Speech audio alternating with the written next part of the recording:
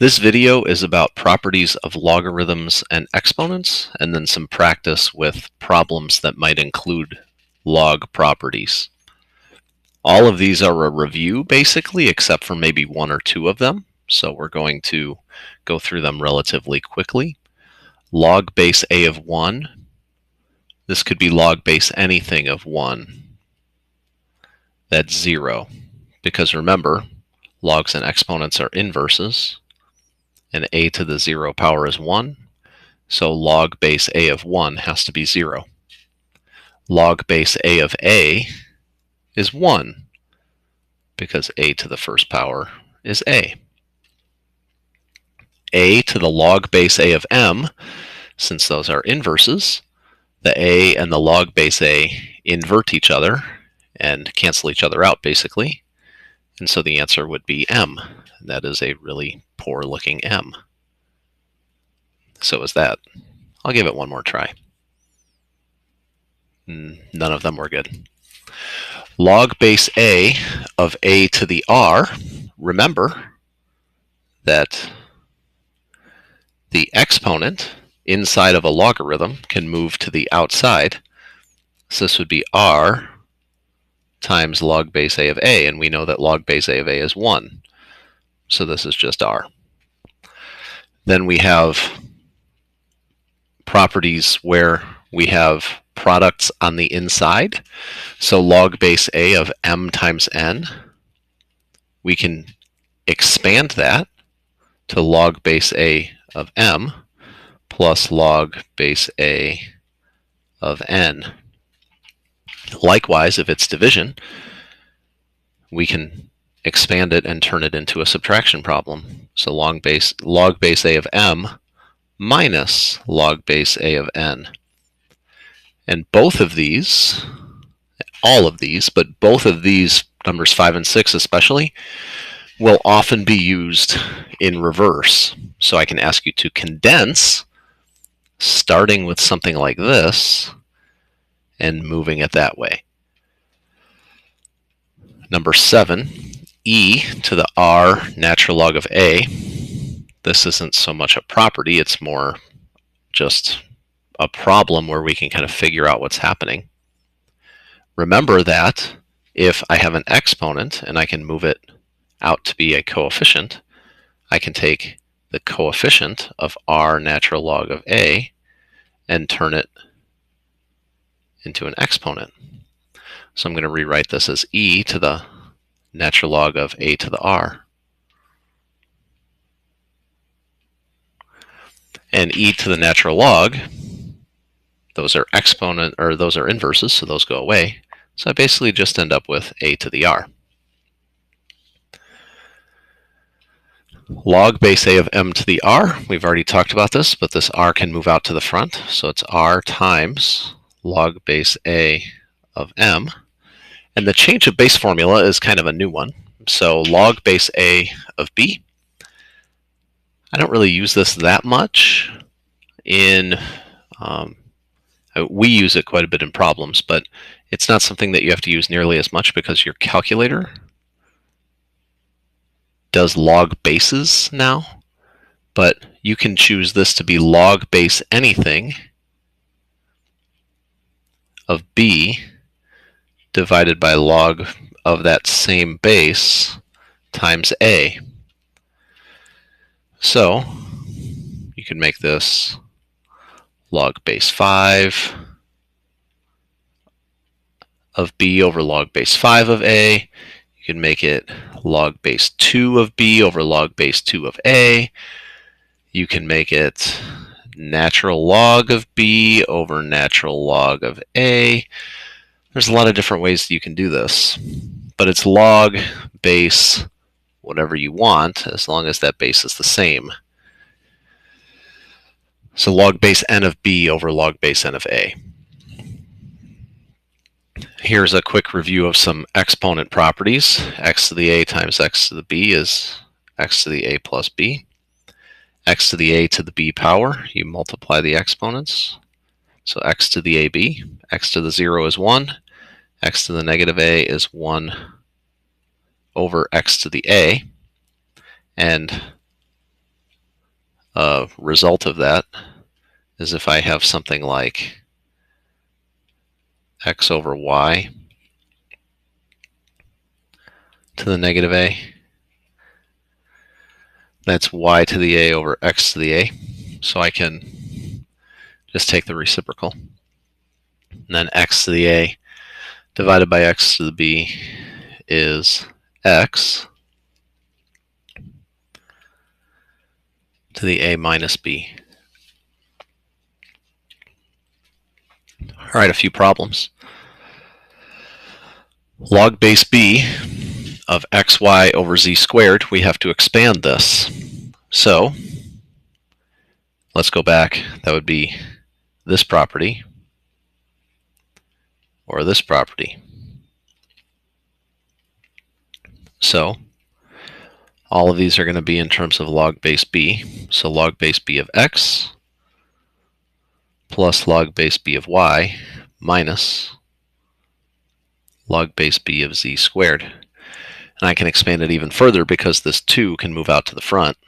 So my final answer would be log base b of x plus log base b of y minus 2 log base b of z. Condensing means I take something that looks bigger and then smush it down, kind of going in this direction. So the first thing I'm going to do is take the coefficients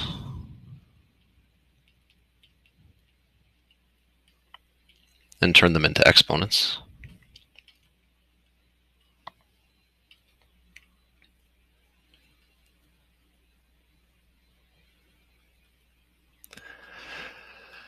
And then my final answer will be to condense these things. So I end up with log base 2 of a b cubed over c to the 1/2, which is the same thing as the square root of c. And we could rationalize that denominator, make it ab square root of c over c if we want. So now we're going to use a lot of change of base formula. So if I want to rewrite this using a base of 3, I'm going to rewrite this as log base 3 of 27 over log base 3 of 9. So I just rewrite the 27 on top, the 9 on bottom, and I choose the base I want. And then it doesn't ask us to do this, but we can easily simplify this. Log base 3 of 27 is 3, log base 3 of 9 is 2. So this answer would be 3/2. If we use a property of logs with the same base and a plus, I'm going to rewrite this as log base 12 of 3 times 4, which is 12. Log base 12 of 12 is 1. Now this one looks pretty intense. What I'm going to do is I'm going to use the change of base formula here. So I'm going to make all of these things log base 3s. So log base 5 over log base 3 of 5 over log base 3 of 3 times log base 3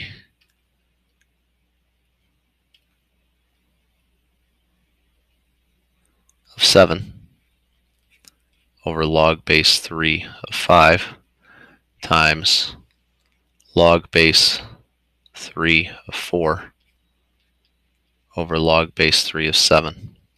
So I'm just looking at the first part of this here at the moment.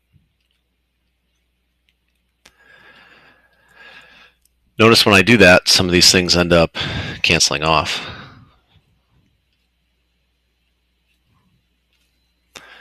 And log base 3 of 3 is 1, right? So this whole thing over here was just log base 3 of 4. I can use the exact same situation. Yellow may not be the best choice. For these, so I'm going to choose log base 3 again, And the reason why I'm choosing log base 3 is I kind of know what the answer is. But even if you didn't choose log base 3, at the end you could use a change of base formula again in order to get what you need, choosing whatever problem you have. Sorry, I'm trying to talk and write at the same time. Log base 3 of 12 over log base 3 of 6. And notice that these cancel, this is 1. So I end up with log base 3 of 12. Likewise, I have a subtraction, but I have log base 3 of 10 over log base 3 of 3 times log base 3 of 16 over log base 3 of 7 times log base 3 of 7 over log base 3 of 10. So notice a lot of these things cancel. Log base 3 of 10, log base 3 of 7, log base 3 of 3 is 1. So now what I have is I have log base 3 of 4 plus log base 3 of 12 minus log base 3 of 16. Since all of these have the same base, I can use the condensing property to multiply 4 times 12 and then divide it by 16, all inside of a log base 3. So 4 times 12 over 16 is all on the inside. And 4 times 12 over 16 is 48 over 16, which is 3. So I end up with log base 3 of 3. So this whole problem was just 1. And that makes me kind of annoying that I wrote this entire long problem and the answer was 1, but such is life. Final 2 problems, some solving. So these are condensing problems. So natural log x plus 2 plus natural log of x minus 3 is the natural log of these two things multiplied together. So that's x squared minus x minus 6. Then since I have a natural log on both sides, the insides have to be equal to each other. So x squared minus x minus 42 equals 0. If I factor this, I get x equals 7, and x equals negative 6. But x equals negative 6 can't be an answer because it doesn't work in either one of these. I'd have negatives on the inside of the log. So the answer is just x equals 7. Then my final problem is a similar one. So there's a minus, so when I condense this, I get log base 2 of x plus 3 over x minus 4 equals 3.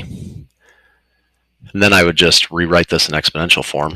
So x plus 3 over x minus 4 equals 2 to the third. 2 to the third is 8. And then I can cross multiply here because it's an equal sign. It's not a greater than or equal to or a less than or equal to or anything. So I can multiply this x minus 4 over as long as I remember that 4 is a domain restriction. So x plus 3 equals 8x minus 32. So 7x equals 35. And 35 divided by 7 is 5. And I check that in my problem, and I realize that I am allowed to plug in 5 for both of these, so it ends up working out.